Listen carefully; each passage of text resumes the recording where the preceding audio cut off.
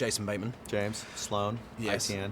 I have met the directors and Jennifer, and they all agree that anthropomorphically, there is no better combination, the Jason Bateman voice and a fox. Right. It seemed like the most perfect synergy. Well, I think Judy Hopps and Jennifer Goodwin, that's kind of yin and yang right there, too. So I think the casting was great in this film, and all the other characters, too. I mean, it's pretty amazing that the people that they got for this film, that they get for all their films. And it's a credit to the directors that they kind of shaped what it is that we do specifically, each one of us, and kind of helped us figure out how to do that with our voice, knowing how they were going to direct the animators too, and kind of blending that together perfectly. It was a great process to be a part of. Yeah, they captured your dryness physically, but you're not actually doing any stop motion stuff. You're not like they're not filming you, so they must have just watched your face. They actually do. They've got a couple of cameras inside the recording studio, and the animators, I guess, use that as a bit of a guideline if they want or need to. But yeah, that was one of the few challenges of doing this, because they helped me so much with all the parts I was terrible at. But what my character's really being asked to do is to be dry, is to be just sort of droll and monotone and disinterested in that scene, that sequence, this movie. Let's get on with it. And if you just do that with your voice, you can put the audience to sleep. And so you've got to figure out a way to kind of goose it a little bit. And then the animators as well can't just draw the character as just a fist on the hip all the time and being over it. So they've got to fight that tendency, all the while servicing that element of the character as well. So that was a bit of a challenge.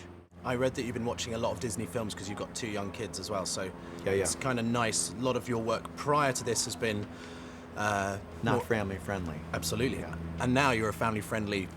You're a go-to guy now for family-friendly movies. So you Well, and your we'll kids. see. I'd love to do more of them. They're such a great group of people, and doing the voice stuff is pretty fun. Do your children recognize your voice? Are they old enough to understand that? The 9-year-old, she got it. Of course, I've been prepping her for 3 or 4 years, getting her ready. The 4-year-old, I'm really interested to see if she can pick up on my voice when I take her to go see this film. I have to wait for the afternoon showings to take her, because she's garbage after dark. But I'll be interested to see if she gets it. And when it comes to the subtext, they often films like this are highly intelligent. I thought this one though was quite happy to where the hidden meaning's not that hidden. It's actually quite open with what it wants to say, like sort of racial parably and all that kind of stuff. Will you sit down with your kids and go, okay, now this is what it's really about, or would you just let them get on with it and see? Well, yeah, I didn't really hammer that home with the 9-year-old. I was eager to see if she picked up on a couple of the things. She hasn't spoken about it yet, but I think once we start watching the film at home, when it hits that window and we download it, and she'll be watching it a ton there, I'm sure that I'll take plenty of opportunities to, just pause it and say, now, did you get kind of what they were talking about there? And she'll say, well, what do you mean? And I'll back it up, and I'll say, do you see the double meaning there? And, that stuff, I think you kind of have to help a kid through just a little bit to have it really land with them. I don't think it's Disney's intention ever to be, super, didactic about stuff. I think they like to kind of plant those messages in there and let them kind of, get through to you a little bit. And as you get older and as you rewatch their films, which kids do, they become more and more relevant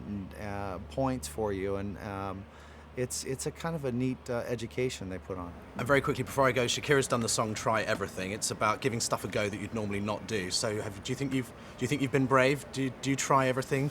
Jason, have you bungee jumped? Have you skydived? Have you eaten Marmite? I have not done the first 2 things. I have eaten Marmite, and I've tried another handful of things that I would consider myself brave for doing. But I think I figured out exactly what is right for me at this point in my life, and I'm in a good little slot.